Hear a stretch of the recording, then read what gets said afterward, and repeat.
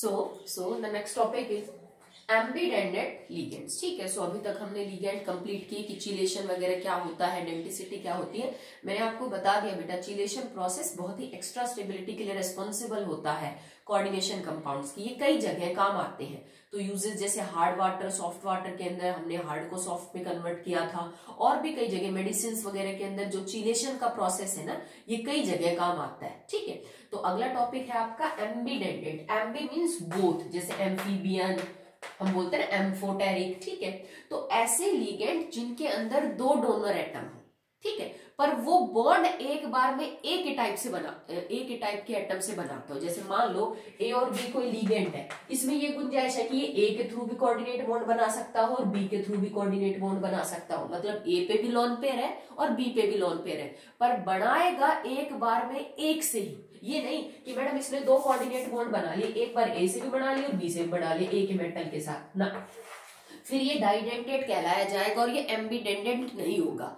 एम्बीडेंडेंट ligand वो है जिनके अंदर एक से ज्यादा डोनर एटम हो, पर वो बॉन्ड एक बार में एक ही एटम के साथ बनाते हैं। हो सकता है किसी मेटल के साथ यहाँ पे बी ने कोऑर्डिनेट बॉन्ड बना रखा हो, ए ने ना बना रखा हो। अगला हो सकता है कोई कोऑर्डिनेशन कंपाउंड ऐसा हो जिसमें ए ने कोऑर्डिनेट बॉन्ड बना रखा हो और बी ने ना बना रखा हो।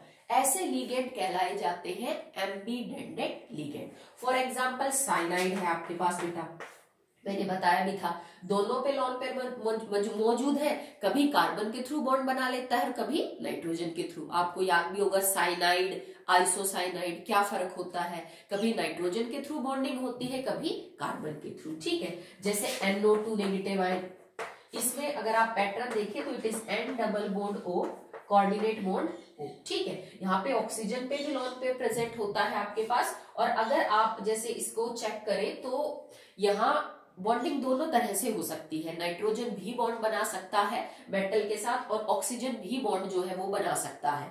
तो इनके नाम फिर बदल जाएंगे। ठीक है, नाइट्रोजन के थ्रू बॉन्ड करेगा तो कोऑर्डिनेशन कंपाउंड का नाम अलग हो जाएगा। ठीक है, अगर वो मान लीजिए ऑक्सीजन के थ्रू बॉन्ड बनाता है तो उसका नाम क्या हो जाएगा, अलग हो जाएगा। इसी तरह से आपके पास ये आयन है। ठीक है, इसमें भी जैसे सल्फर है, सल्फर भी बॉन्ड बना सकता है और आपके पास नाइट्रोजन जो है उसमें भी कैपेबिलिटी है to make the coordinate bond. तो ऐसे कुछ सेलेक्टेड लिगेंड्स हैं जिनके फॉर्मूले के अंदर एक से ज्यादा डोनर एटम मौजूद है, पर वो बनाते बॉन्ड एक बार में एक ही जो एटम है उससे है। तो these ligands are known as the ambidentate ligands. Okay, चलिए नेक्स्ट देखिए बेटा,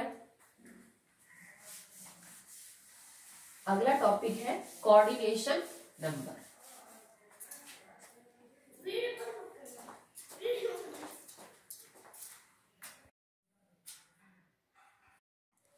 सो next is coordination number in coordination compound.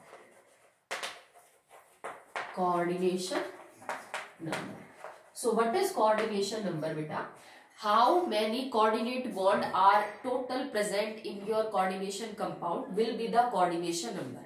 एक कोऑर्डिनेशन कंपाउंड के अंदर टोटल कितने कोऑर्डिनेट बॉन्ड बन रहे हैं लिगेंड्स के साथ, चाहे वो मोनोडेंटेट है, चाहे डाई है, चाहे टर है, चाहे पेंटा है, कोई फर्क नहीं पड़ता। एक कोऑर्डिनेशन कंपाउंड के अंदर टोटल कितने कोऑर्डिनेट बॉन्ड बन रहे हैं वो उसका कोऑर्डिनेशन नंबर होता है। ठीक है,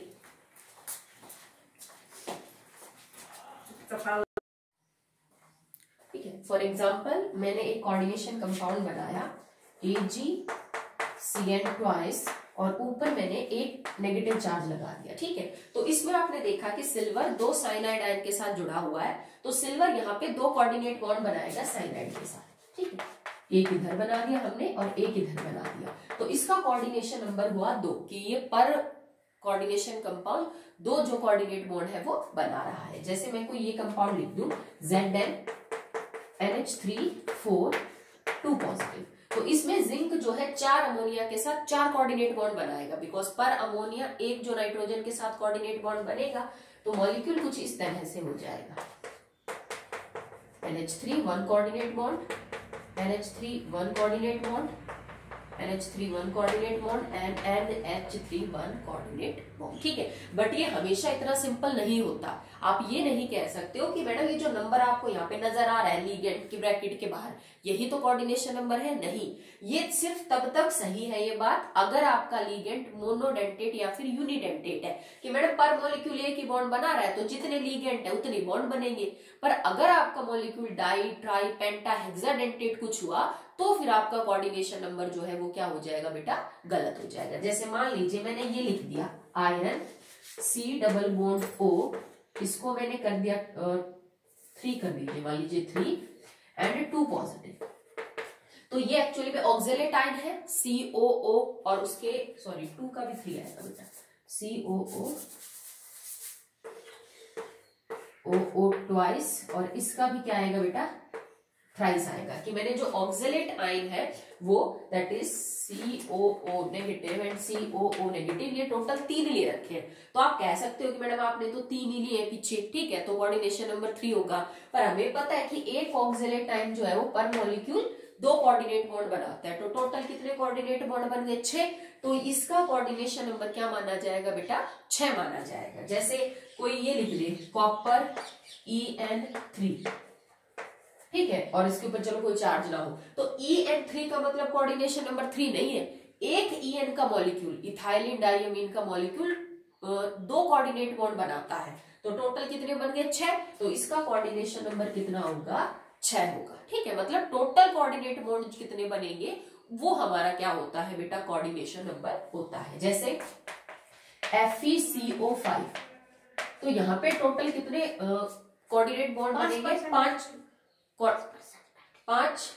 कोऑर्डिनेट बॉन्ड जो है वो बनेंगे, ठीक है। So that will be all in the coordination number का जो टॉपिक है उसके अंदर। 5% बैटरी है।